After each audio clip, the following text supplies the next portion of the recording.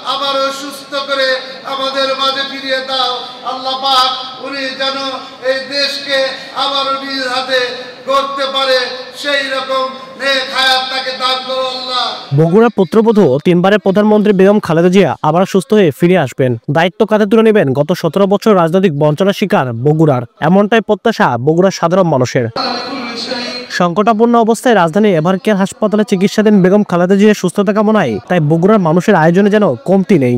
সোমবারও বগুড়ায় কোরআন খতম, দোয়া মাহফিল ও 500 ইতিম ও দুস্থদের মাঝে খাবার বিতরণের আয়োজন করে বিএনপি বিভিন্ন পর্যায়ে নেতৃবৃন্দ।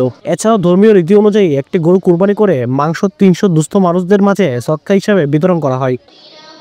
বিএনপি শীর্ষ নেতারা বেগম খালেদা জিয়ার সুস্থতা কামনায় দোয়া প্রার্থনা করেছেন সবার কাছে। দেশমাতা বেগম খালেদা জিয়ার সুস্থতা কামনা করবেন, তার জন্য দোয়া করবেন, জিয়া পরিবারের জন্য দোয়া করবেন। আল্লাহ তাকে ফিরিয়ে দেবেন আমাদের মাঝে, তিনি আবার বাংলাদেশের হাল ধরবেন, আবার বাংলাদেশের মানুষের উন্নয়ন এবং উন্নতির কথা বলবেন। বাংলাদেশের মানুষের সামনের যে ভাগ্য সেটি বদলাবেন এই প্রত্যাশা করি। আমরা একটা গরু সাদাকা প্রদান করেছি আমাদের মায়ের দোয়ার জন্য, সুস্থতা কামনার জন্য।